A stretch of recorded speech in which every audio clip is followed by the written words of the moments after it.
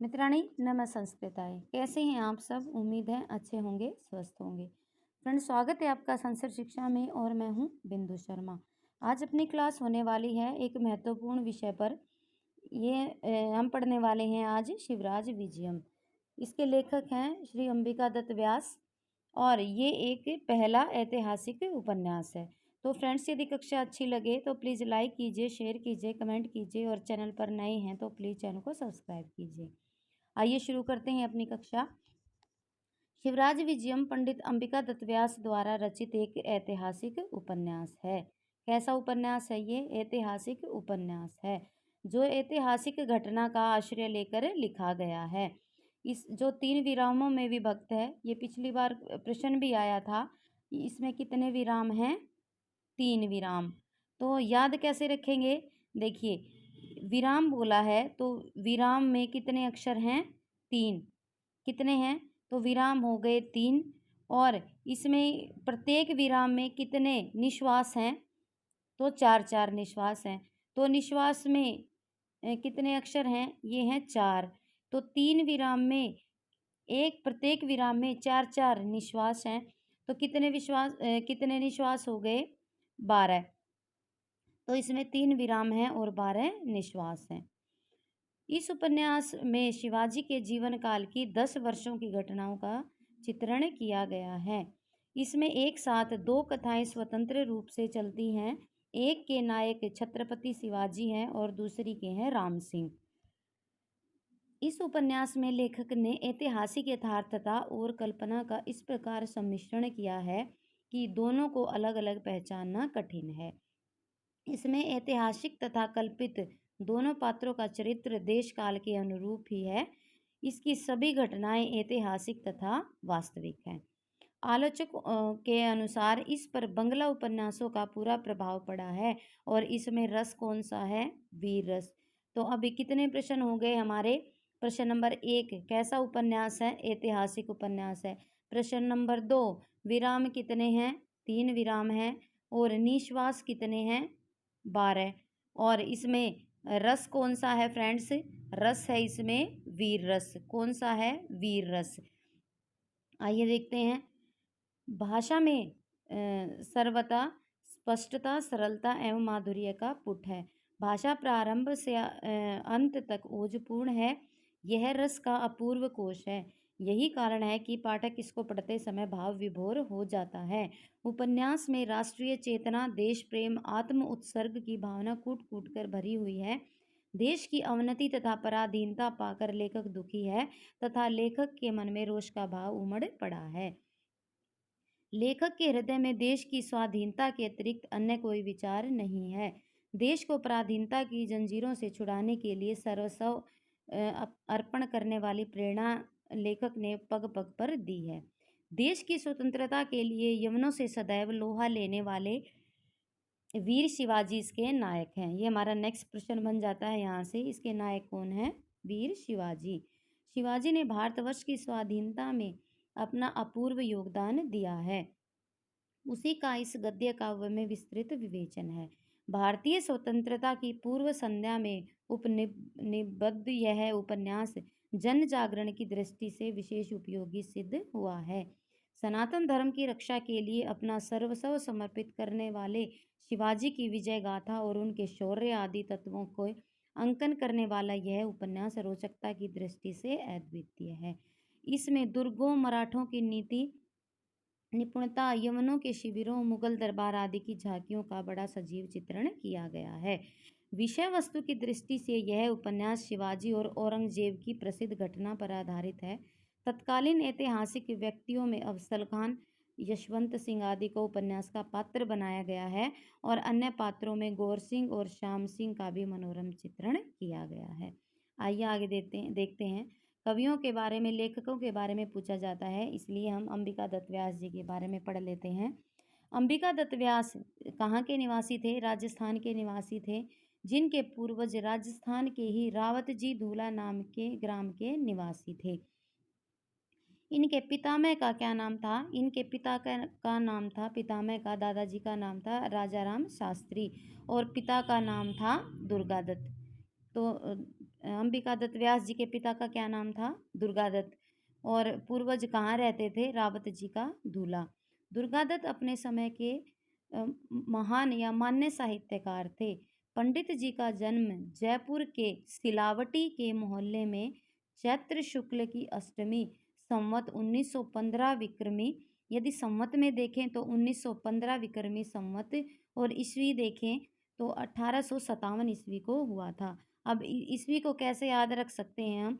1857 की क्रांति के बाद ये पैदा हुए थे, तो 1858 ईस्वी में इनका जन्म हुआ था और मृत्यु हुई थी 13वें संवत में, यानी 1957 में इनकी मृत्यु 1957 विक्रम संवत में और 1900 ईस्वी में इनकी मृत्यु हो गई थी। नवरात्रि के जन्म दिवस के कारण इनका जन्म अंबिका दत्त रखा गया। ये बचपन से ही अप्रतिम प्रतिभा संपन्न थे, इसलिए 12 वर्ष की अल्पायु में ही विभिन्न गोष्ठियों में भाग लेने लगे थे। इनके पिता कथावाचक थे। उससे होने वाली सीमित आय से ही सारा परिवार का भरण पोषण होता था। इसीलिए व्यास जी का पारिवारिक जीवन अस्त व्यस्त तथा कठिनाइयों से परिपूर्ण था।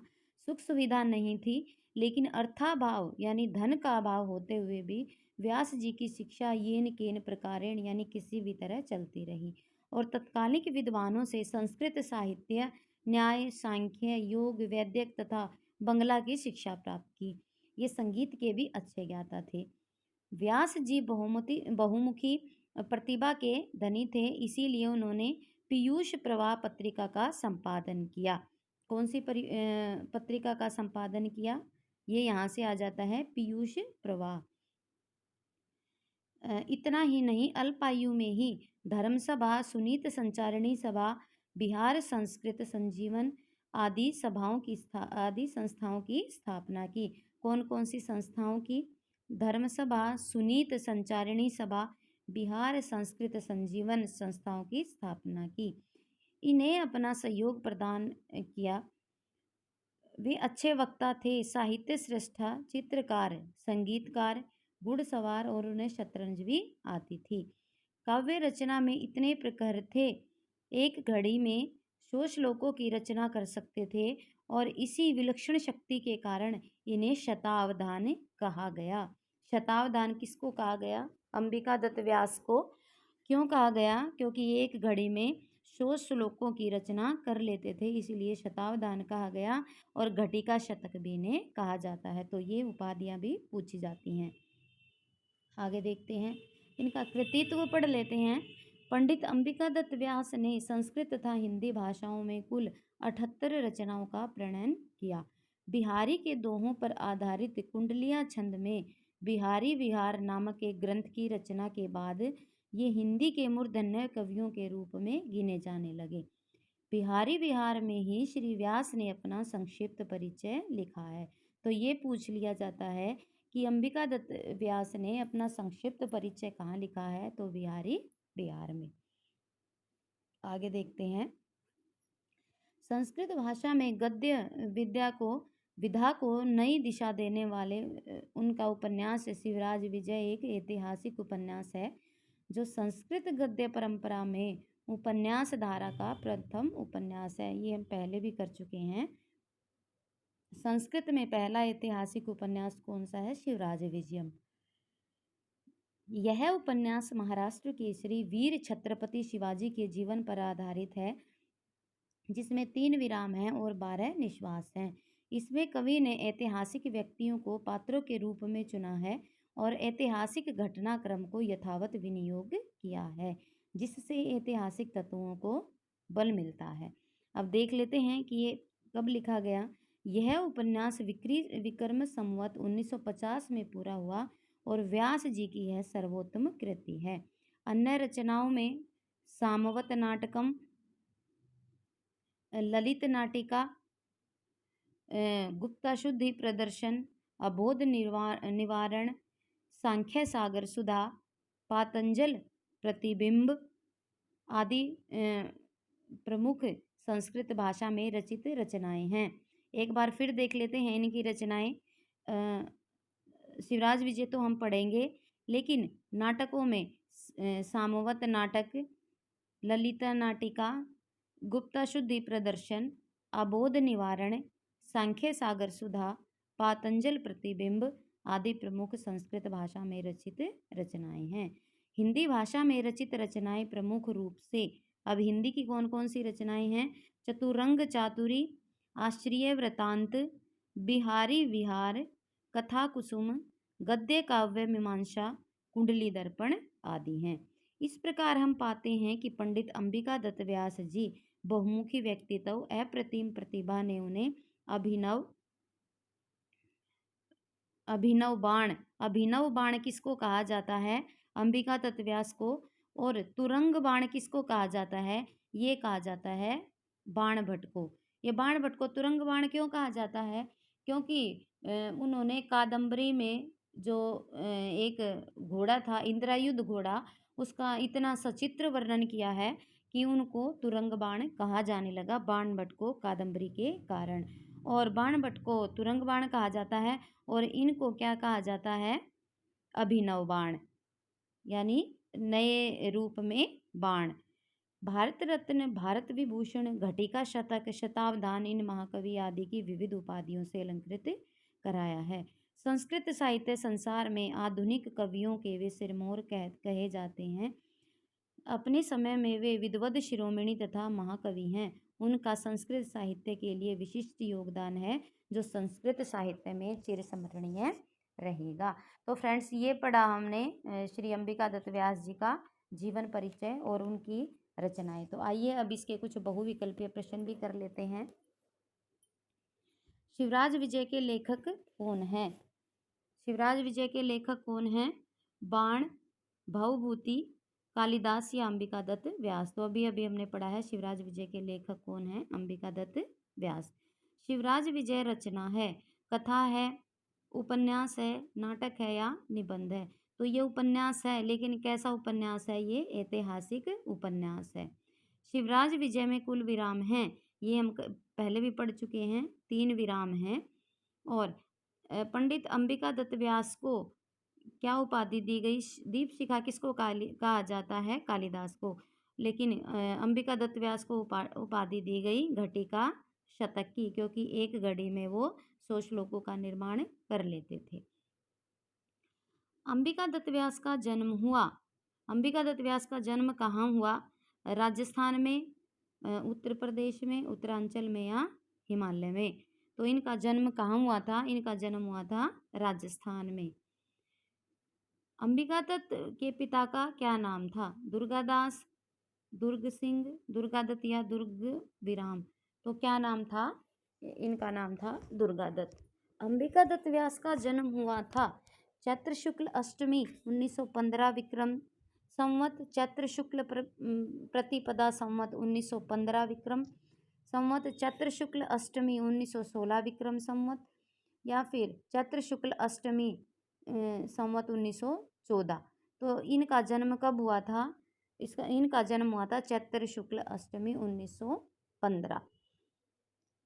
आगे देखते हैं। शतावधान की उपाधि से विभूषित किया गया। शतावधान की उपाधि से विभूषित किया गया किसको? बाण को, कालिदास को, पंडित अंबिका दत्त को या भारवी को? तो किसको कहा गया? ये पंडित अंबिका दत्त व्यास को। शिवराज विजय के पाठ्यांश में कन्या के रुदन का कारण क्या था? एक कन्या मिली थी गौरवटु और श्यामवटु को। ये वटु जो जंगल में रहते थे और आश्रम में रहते थे, उनको एक कन्या मिली थी और वो कन्या रो रही थी। उसका रोने का क्या कारण था? उसने कई दिन से खाना नहीं खाया था, उसके भाई की मृत्यु हो गई थी, उसे यवन युवक ने माता से छीन लिया था, बहुत डर गई थी और वो ऐसे ही रो रही थी। तो जो वो छोटी सी कन्या थी, उसको वो यवन युवक, यानी जो यवन यहाँ पर आ गए थे भारत में, उन्होंने उस छोटी सी कन्या को उसकी माता के हाथों से छीन लिया था और वो इसलिए रो रही थी। यवन युवक को किसने मारा? गौर सिंह ने, योगीराज ने, श्यामवटु ने या ब्रह्मचारी गुरु ने? तो किसने मारा था उसको? गौर सिंह ने मारा था। और यदि ये पूछा जाए कि कन्या किसको मिली थी, तो वो मिली भी किसको ही थी, गौर सिंह को ही मिली थी। योगीराज को यवनों के अत्याचारों का ज्ञान नहीं था। एक योगीराज आते हैं, आपने इसकी कथा भी पढ़ी होगी। तो योगीराज को यवनों के अत्याचारों का ज्ञान क्यों नहीं था? वे अखबार नहीं पढ़ते थे, समाचार नहीं सुनते थे, पढ़े लिखे नहीं थे, या वे बहुत दिनों से समाधि लगाए हुए थे? तो वे बहुत दिनों से समाधि लगाए हुए थे। यवन युवक ने कैसे कपड़े पहने थे? काले रंग के, पीले रंग के, लाल रंग के या रंग बिरंगे? तो उसने काले रंग के कपड़े पहने हुए थे। शिवराज विजय में कुल निश्वास है। फ्रेंड्स, कई बार आ चुका है ये प्रश्न, इससे आपको पता चलता है होगा कि ये कितना इम्पोर्टेंट है। शिवराज विजय विभाजित है विरामों में, उच्छ्वासों में, अध्यायों में या प्रघट्टों में? तो ये किस में विभाजित है? ये है विरामों में विभाजित है। आगे देखते हैं। शिवराज विजय में प्रमुख वर्णन है वीर राणा प्रताप का, औरंगजेब का, शिवाजी का या योगीराज का? तो किसका वर्णन है इसमें? इसमें मुख्य रूप से वीर शिवाजी का वर्णन है। इसमें वैसे तो औरंगजेब का भी वर्णन है, योगीराज का भी वर्णन है, लेकिन जो इसका नायक है वो कौन है? वीर शिवाजी। शिवराज विजय के पाठ्यांश में प्रकृति वर्णन में रात्रि का वर्णन है, सूर्योदय का वर्णन है, चंद्रोदय का वर्णन है या संध्या का वर्णन है? तो इसमें किसका वर्णन है? इसमें सूर्योदय का वर्णन किया गया है। शिवराज विजय के पाठ्यांशों में किसका वर्णन है? सूर्योदय का। ये चंद्रोदय का वर्णन नहीं है, ये सूर्योदय का वर्णन है। शिवराज विजय उपन्यास की रचना पूरी हुई 1950, 1930 में, 1940 में या 1938 में? तो ये कब पूरी हुई थी? 1950 में। भवादृश्य ने ज्ञायते काल वेग सुक्ति उद्धृत है मेघदूत से, रघुवंश से, शिवराज विजय से या शुकनाशोपदेश से? तब योगीराज आश्रम में आते हैं तो सन्यासी कहते हैं उन्हें कि आप बहुत दिनों से समाधि में थे और अब ये औरंगजेब का समय आ गया है। तो वो कहते हैं कि हाँ, मुझे समय का, समाधि में बैठे बैठे मुझे समय का ज्ञान नहीं हुआ। शिवराज विजय का पात्र है लव, भरत, गौर सिंह या राम? तो गौर सिंह और या गौर सिंह या गौरवटु, दोनों तरीके से ही प्रश्न आ सकता है। इनको गौर सिंह भी कहते हैं और गौरवटु भी कहते हैं, श्याम सिंह भी कहा जाता है और श्याम वटु भी कहा जाता है। शिवराज विजय का पात्र नहीं है शिवाजी, श्याम वटु, गौर सिंह या भारवी? तो कौन है? ये है भारवी। गौर सिंह का किस रंग का शिष्य था? गौरवर्ण, पीतवर्ण, श्यामवर्ण या श्वेत वर्ण? तो ये गौरवर्ण का, गौर सिंह कैसा था? गोरा, गोरे वर्ण का। गोपीनाथ किसका दूत था? औरंगजेब का, शिवाजी का, गौर सिंह का या योगीराज का? तो गोपीनाथ किसका दूत था? ये था शिवाजी का। किसका दूत था गोपीनाथ? शिवाजी का। शिवाजी किस नाम से प्रसिद्ध हैं? शिवजी, पंजाब केसरी, महाराष्ट्र केसरी या गुजरात केसरी? तो ये महाराष्ट्र केसरी के नाम से प्रसिद्ध हैं। शिवाजी का बाल मित्र है माल्यश्रीक, श्याम सिंह, गोपीनाथ या गौर सिंह? तो कौन है ये शिवाजी का? ये है माल्यश्रीक। कौन? माल्यश्रीक। आगे देखते हैं। योगीराज कहाँ से उतर रहे थे? राजमहल से, पर्वतखंड से, वृक्ष से या सीढ़ी से? तो योगीराज कहाँ से उतर रहे थे? वो वन की कंदराओं से उतर रहे थे, तो वो पर्वत खंड से उतर रहे थे। कहाँ से उतर रहे थे? वो पर्वत खंड से उतर रहे थे। आगे देखते हैं। बिहारी बिहार के लेखक कौन हैं? बिहारी बिहार के लेखक कौन हैं? तो बिहारी दास, तुलसीदास, अंबिका दत्त व्यास या कालिदास? तो कौन है? अंबिका दत्त व्यास। अंबिका दत्त व्यास का स्वर्गवास हुआ था 1858 में, 1900 में, 1905 में या 1899 में? तो इनका स्वर्गवास कब हुआ था? 1900 ईस्वी में। और जन्म कब हुआ था? 1858 ईस्वी में। आधुनिक बाण के रूप में जाना जाता है सुबंधु, भास, अंबिका दत्त व्यास या इनमें से कोई नहीं। तो अंबिका दत्त व्यास को क्या कहा जाता है? अभिनव बाण या आधुनिक बाण। नेक्स्ट है, पंडित अंबिका दत्त व्यास ने हिंदी भाषा में कितने ग्रंथों का प्रणयन किया? 78, 77, 75 या 85? तो इन्होंने 75 ग्रंथों का प्रणयन किया। नेक्स्ट है, बिहारी के दोहों पर आधारित कुंडलिनिया छंद में रचित व्यास की रचना है? शिवराज विजयम, बिहार बिहारी, अबोध निवारण या ललिता वाटिका? तो क्या आएगा इसका? इस प्रश्न का उत्तर होगा बी, बिहारी बिहार। ललिता नाटिका के रचनाकार का नाम है? रूप गोस्वामी, भट्ट गोस्वामी, अंबिका दत्त या कालिदास? तो ललिता नाटक किसने लिखा था? श्री अंबिका दत्त व्यास ने। अंबिका दत्त व्यास की रचना है गुप्ता शुद्धि प्रदर्शन, बाल लीला वर्णन, कबीर ग्रंथावली या वेणी संहार? तो गुप्ता शुद्धि प्रदर्शन किसकी रचना है? अंबिका दत्त व्यास की। पातंजल प्रतिबिंब के रचनाकार हैं? इसके रचनाकार भी कौन है? अंबिका दत्त व्यास। सागर सुधा के लेखक, सांख्य सागर सुधा के लेखक कौन है? अंबिका दत्त व्यास। चतुरंग चातुरी को अंबिका दत्त ने किस भाषा में लिखा है? अंग्रेजी में, संस्कृत में, हिंदी में या बंगला में? तो ये किस में लिखा है इन्होंने? ये लिखा है, चतुरंग चातुरी को लिखा है हिंदी में। आगे देखते हैं, आश्रय वृतांत के लेखक हैं? तो कौन है? अंबिका दत्त व्यास। फ्रेंड्स, ये हम अंबिका दत्त व्यास जी को पढ़ रहे हैं, इसीलिए ये जो रचनाएं हैं इनके नाम हमें पता है, लेकिन जब ये इकट्ठे आती हैं तो कन्फ्यूजन हो जाता है।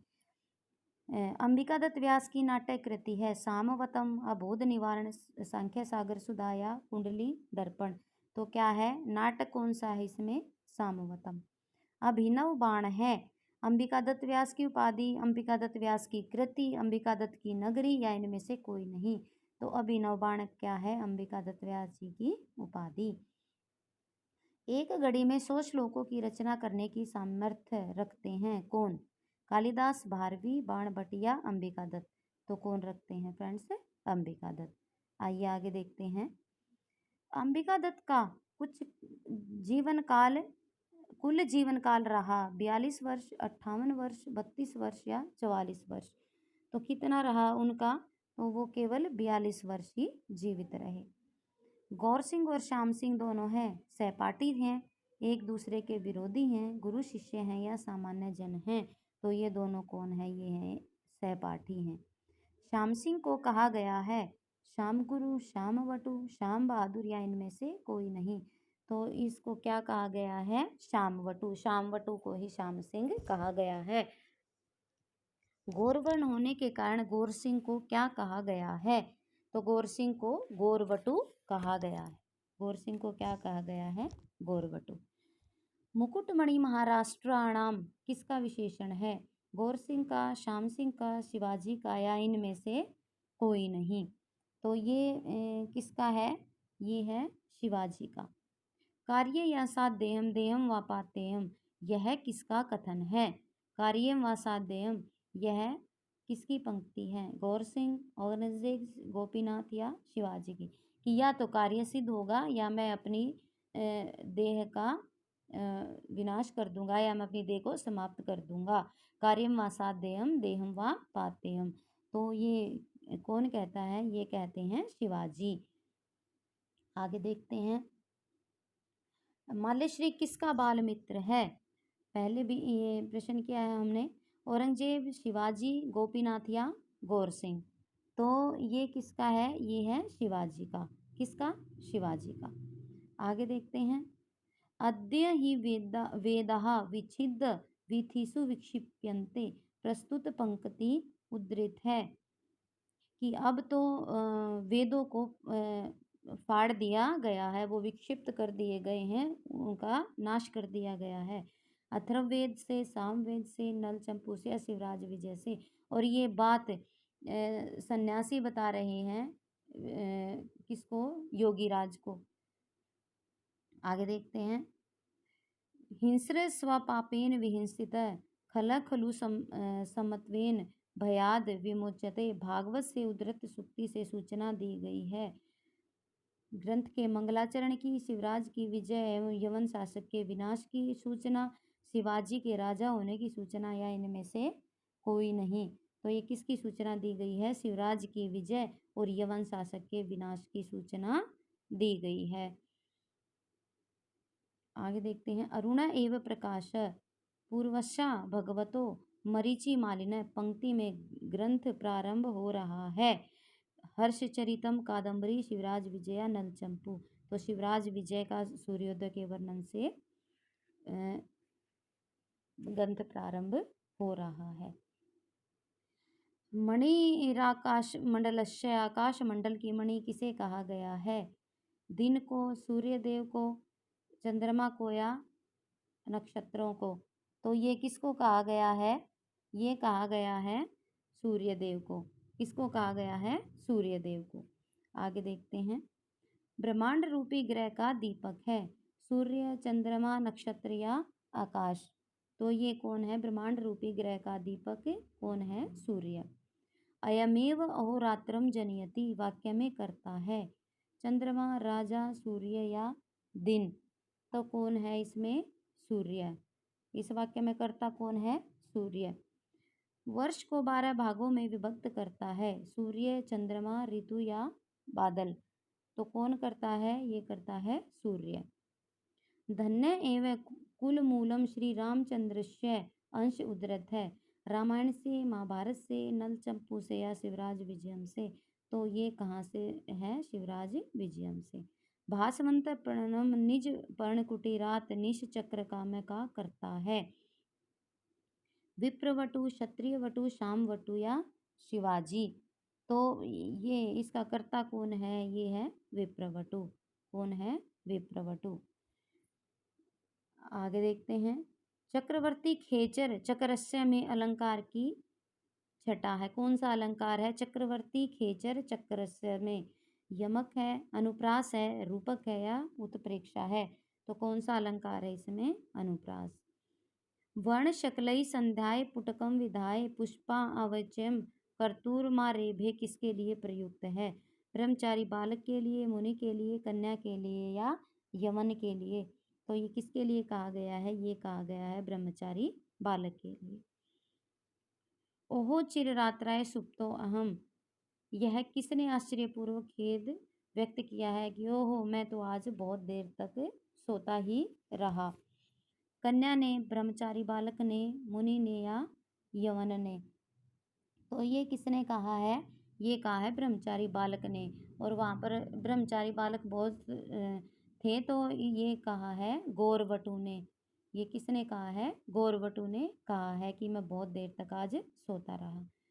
तत्सैपदी अविचनो में कुसुमानी वाक्य में कर्ता छिपा है ब्रह्मचारी वटु, यवन, शिवाजी या गोपीनाथ? तो कौन है ये? ये है ब्रह्मचारी वटु। तत्सैपदी अविचिनोमी कुसुमानी। फिर ये कौन कहता है? ये श्यामवटु कहता है।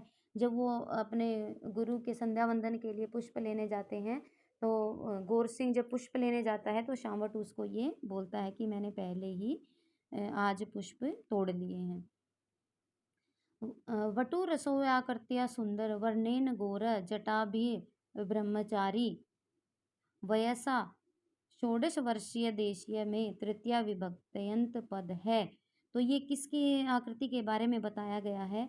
ये गौरवटु की आकृति के बारे में बताया गया। क्या क्या बताया गया है? वटुर सो आकृत्या सुंदर, आकृति से सुंदर था, गोरे रंग का था, जटाएं थी, ब्रह्मचारी थी, और वो कितने वर्ष का था? ये 16 वर्ष का था। कौन? गौरवटु। तो आकृत्या वर्णेन जटाभि वयसा, तृतीया विभक्ति बतानी है इसमें। वटुरसो सुंदर गौर ब्रह्मचारी, आकृतिया सुंदर जटाबीर ब्रह्मचारी, षोडश वर्षीय देशीय वयसा। तो इसमें क्या आएगा? आकृत्या वर्णेन जटाभि वयसा। इसमें अकृत्या है इसलिए गलत हो जाता है। कंबु कंठ आयत ललाट किसके विशेषण हैं? यवन के, शिवाजी के, ब्रह्मचारी बालक के, या इसमें से कोई नहीं? तो ये ब्रह्मचारी बालक के विशेषण हैं। कंबु कंठ में अलंकार है रूपक, लुप्तोपमा, यमक या अनुप्रास। तो इसमें कौन सा अलंकार है? इसमें है लुप्तोपमा। विनत शाख शाखी समूह, व्यात सुंदर कंदर, पर्वत श्रृंखला आशीत, पर्वत खंड आसीत अंश उद्धृत है। हर्षचरितम, कादम्बरी, शिवराज विजय इनमें से कोई नहीं। तो ये कहाँ से लिया गया है फ्रेंड्स? शिवराज विजय में से। एतत् कुटीरस्य समन्तात रिक्त स्थान की पूर्ति के लिए कौन सा विकल्प सही है? एतत् कुटीरस्य समन्तात पुष्प वाटिका, सर, पर्वत खंड या इनमें से कोई नहीं। तो इसमें कौन आएगा? पुष्प वाटिका। एतत् कुटीरस्य समन्तात पुष्प वाटिका। आगे देखते हैं। यावदेश ब्रह्मचारी वटु अरली पुंजम अधूय तस्यैव अंश में रिक्त स्थान की पूर्ति के लिए कौन सा उपयुक्त है? मिलिंद वृंदानी, कुसुम कोर कानव चिनोती, चंदन चर्चित भालय या निवार्यन। तो इसमें कौन सा आएगा? इसमें आएगा 65 में आएगा कुसुम कोर कानव चिनोती। यावद दोष ब्रह्मचारी वटु अली पुंज पुंजम उदय कुसुम कोर काव चिनोती। आगे देखते हैं। अलीपुंज में समास है तत्पुरुष, कर्मधारय, द्वंद्व या बहुव्रीहि। तो कौन सा समास है? इसमें है तत्पुरुष। सतीर्थ का लौकिक विग्रह क्या है? तीर्थेन सहितम, समान तीर्थे वसती सी, तीर्थे समाने वसती या इनमें से कोई नहीं। तो इसमें क्या आएगा? समाने तीर्थे वसती इति। आगे देखते हैं। त्वम तु चिरम रात्राव सागर रीति क्षिप्रम न उत्थापिता एवं शिष्य। रात तक क्यों जागता रहा था? क्योंकि वह पढ़ता रहा, क्योंकि सिनेमा देखता रहा, क्योंकि वह बीमार था, वह कन्या को मधुर जल पिलाता रहा। तो कौन? क्योंकि वह कन्या को मधुर जल पिला रहा था। कौन? शामवटु, गौरवटु। इसीलिए वो देर तक जागता रहा।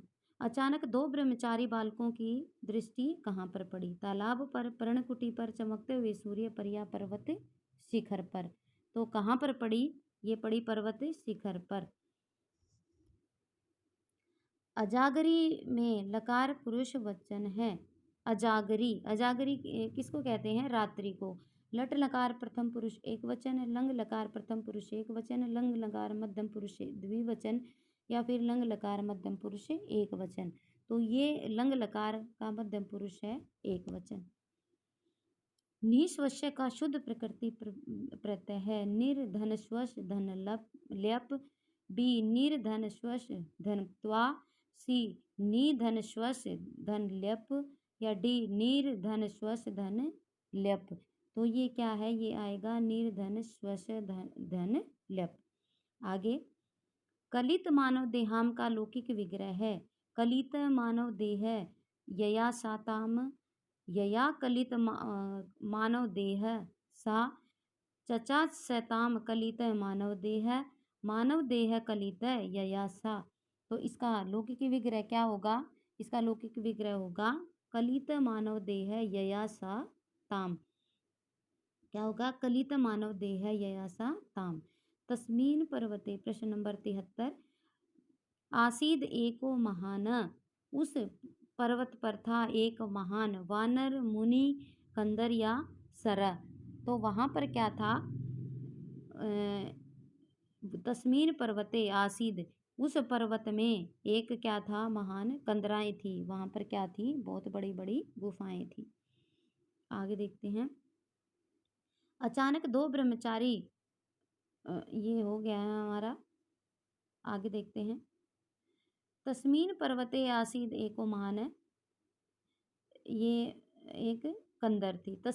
तस्मीन एक महामुनिर एक तिष्ठति स्म। प्रस्तुत वाक्य में पूर्ति के लिए कहा है। उन कंदराओं में कौन था? एक महामुनि बैठा था। वो उसके ऑप्शन है समाधे, समाधौ या समाधिम। तो इसका क्या आएगा? समाधौ। ग्रामणी, ग्रामीण, ग्रामः में कौन सा अलंकार है? अनुप्रास, रूपक, यमक या अतिशोक्ति। तो इसमें कौन सा अलंकार है फ्रेंड्स? इसमें है अनुप्रास। ग्रामणी, ग्रामीणः, ग्रामः। प्रश्न नंबर 76। मध्य मध्य तम पूजंती, प्रणंती, स्तुवंती च का कर्म है। महामुनि, ग्रामीण, ब्रह्मचारी, बालक या इनमें से कोई नहीं। कि उनको सब पूजते थे, प्रणाम करते थे और उनकी स्तुति करते थे। किसकी? महामुनि की। कपिल, लोमश, जेगी, शव्य और मार्कंडेय आदि के रूप में किसको जाना जाता था? मुनि को, मुनि ब्रह्मचारियों को, महामुनि को या इनमें से कोई नहीं। जो वे महामुनि कंदराओं में थे और बहुत सालों से तपस्या कर रहे थे, तो कोई उनको कपिल कहता था, कोई लोमश कहता था, कोई जेगी शव्य कहता था और कोई मार्कंडेय कहता था। स एवाय मधुना शिखराद अवतरण ब्रह्मचारी वटुभ्याम दर्शी प्रस्तुत वाक्य उद्धृत है। कहाँ से है? वो शिखर से उतरते हुए कि उनको ब्रह्मचारी वटुओं ने देखा। किसको? महामुनि को। और ये कहाँ से लिया गया है? शिवराज विजयम से। और आज का अपना अंतिम प्रश्न। ओहो प्रबुद्धो मुनि इवा गच्छति। ओ प्रबुद्ध मुनि इधर ही आ रहे हैं।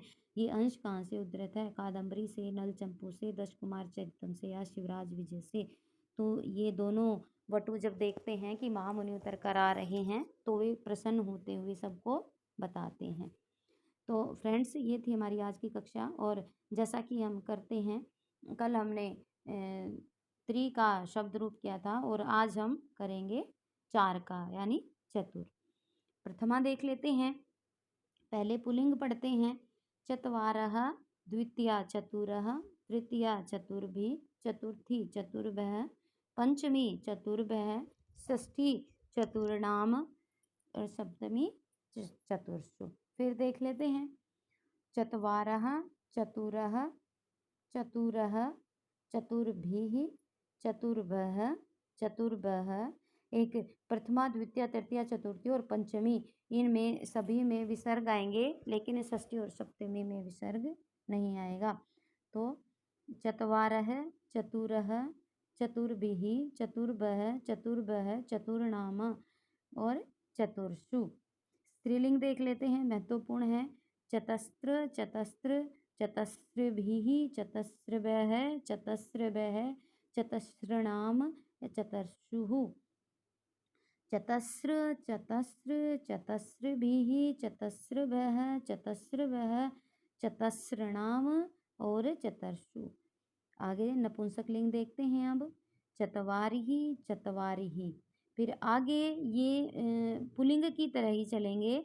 चतुर्भिः, चतुर्भ्यः, चतुर्भ्यः, चतुर्णाम चतुर्षु।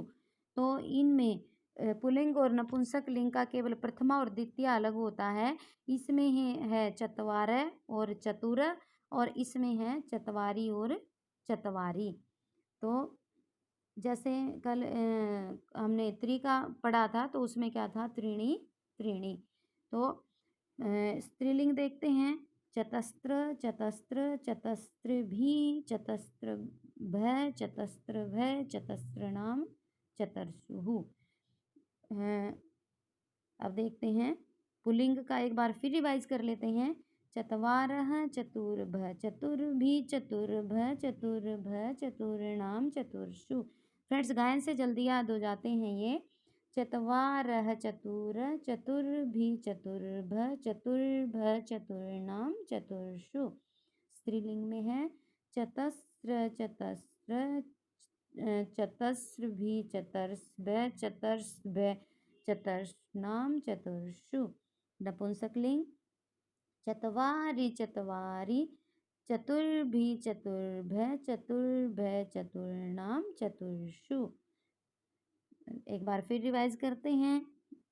चत्वार, चतुर, प्रथमा, द्वितीय, चतुर्भिः, चतुर्भ्यः, तृतीया, चतुर्थी, चतुर्भ्यः, चतुर्णाम, पंचमी, षष्ठी, चतुर्षु क्या हो जाएगा? सप्तमी। स्त्रीलिंग देखते हैं। चतस्र, चतस्र, प्रथमा, द्वितीया, चतुर्भिः, चतुर्भ्यः, तृतीया, चतुर्थी, चतुर्भ्यः, चतुर्णाम, पंचमी, षष्ठी और सप्तमी में क्या आ जाएगा? चतस्रषु। चतस्रषु। नपुंसक लिंग में क्या आएगा? चत्वारि, चत्वारि, चतुर्भिः, चतुर्भिः, चतुर्भ्यः, चतुर्णाम चतुर्षु। तो फ्रेंड्स, ये थी अपनी आज की कक्षा। यदि आपको कक्षा अच्छी लगी हो तो प्लीज़ लाइक कीजिए, शेयर कीजिए, कमेंट कीजिए और चैनल पर नए हैं तो प्लीज़ चैनल को सब्सक्राइब कीजिए। इसके अतिरिक्त आपको अन्य ग्रंथों की कक्षाएँ देखनी हैं तो आप प्लेलिस्ट में जाकर देख सकते हैं। फ्रेंड्स, तो आज के लिए बस इतना ही। मिलते हैं कल एक नई कक्षा के साथ। प्लीज़ सपोर्ट कीजिए, चैनल को लाइक कीजिए, शेयर कीजिए, सब्सक्राइब कीजिए। धन्यवाद। नमो नमः।